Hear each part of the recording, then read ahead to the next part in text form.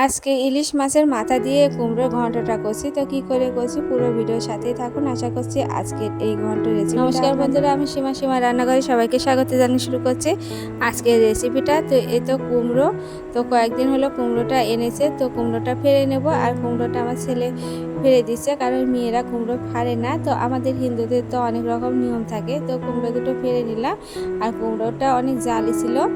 তো এবারে কেটে নিচ্ছি। তো আমি প্রথমে নিয়ে এতে জলের মধ্যে রেখে আমি ভালো করে ধুয়ে নেব।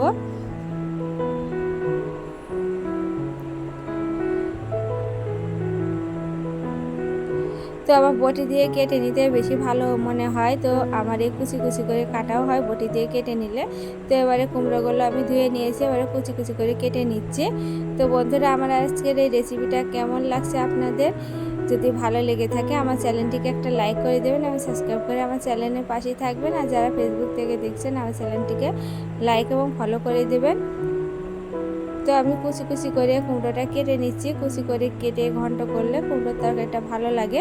তো অনেকে একটু মোটা করে কেটে নেয়, তো আমরা এভাবে কুচি করেই কেটে নিই কুমড়োর তরকারিটা। তো আমার কুমড়োটা কেটে নেওয়া হয়ে গেছে। তো এবার রান্নায় চলে যাব। তো এতেও কয়েকটা মাছ, আমি মাছের যে মাথাগুলো দিব সেগুলো ভেজে নিচ্ছি। তো মাছের মাথাগুলো ভেজে নেওয়া হয়ে গেছে। তো আমি রান্নায় চলে আসবো। তো প্যানে আমি পরিমাণ মতো তেল দিয়ে নিলাম, আর তেলটা গরম করে নিয়ে আমি কাঁচামরিচ দিয়ে দিয়েছি, আর দিয়ে দিলাম ফোড়নের জন্য পাঁচফোড়ন। তো পাঁচফোড়ন আর কাঁচামরিচ একটু ভালো করে পুড়িয়ে নেব। তো যখন লাল হয়ে আসবে সে পর্যায়ে আমি কেটে রাখা কুমড়োগুলো দিয়ে দেবো।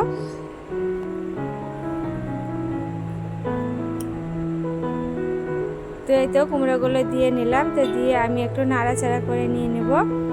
আর এতে দিয়ে দেব সামান্য পরিমাণ হলুদ এবং পরিমাণ মতো লবণ দিয়ে নেব। তো দিয়ে একটু থালটা ধুয়ে জল দিয়ে নেব। তো জল দিয়ে এবারে নেড়ে চেড়ে আমি ঢাকা দিয়ে দেব। এই কুমড়োটার থেকে অনেকটাই জল বের হবে, সেজন্য একটু ঢাকা দিয়ে নিলে কুমড়োটা অনেকটা মজে যাবে এবং তরকারিটা ভালো হবে। তো কোমর থেকে অনেকটাই জল বের হয়েছিল। তো এবারে মাছের মাথাগুলো দিয়ে দিলাম, দিয়ে এবারে নেড়ে চেড়ে নেব কিছুক্ষণ। তো কিছুক্ষণ নেড়ে চেড়ে নিয়ে আমি আবার একটু ঢাকা দিয়ে দিয়েছিলাম। তো এতে অনেকটাই জল ছিল। তো এবারে ঢাকা খুলে জলটা শুকিয়ে গিয়েছে। এবারে কিছুক্ষণ এই মাছের মাথা দিয়ে রান্না করে নিচ্ছি।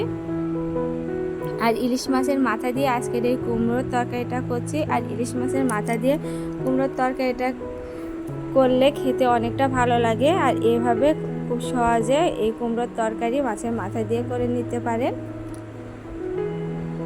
তো আমার আজকের এই কুমড়োর তরকারিটা হয়ে গেছে ইলিশ মাছের মাথা দিয়ে। তো আমার আজকের এই কুমড়োর তরকারিটা কেমন লাগছে কমেন্টে জানাবেন।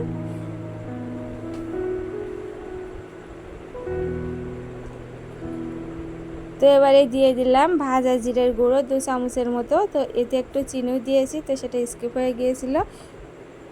তো এবারে নেড়ে চেড়ে আমি তুলে নেব। আর দেখে বুঝতেই পারছেন এই ইলিশ মাছের মাথা দিয়ে আজকের কুমড়োর ঘন্টটা কতটা সুন্দর হয়েছে। তো একবার হলে বাড়িতে এভাবে তৈরি করে নেবেন। আর কুমড়োগুলো তো এভাবে কুচি কুচি করেই কেটে নেবেন। তো কেটার দিয়ে এই কুমড়োটা এভাবে কুচি করে কেটে নিতে পারেন। আর আরেকটা টিপস বলে দিই, তো কুমড়ো থেকে অনেকটা জল বের হয়। তো লবণ দিয়ে একটু মেখে জলটা বের করে দিয়েও রান্না করতে পারে। তো এই ছিল আমার আজকে কুমড়ো ঘন্ট রেসিপি। সবাই ভালো থাকবেন, সুস্থ থাকবেন। নমস্কার।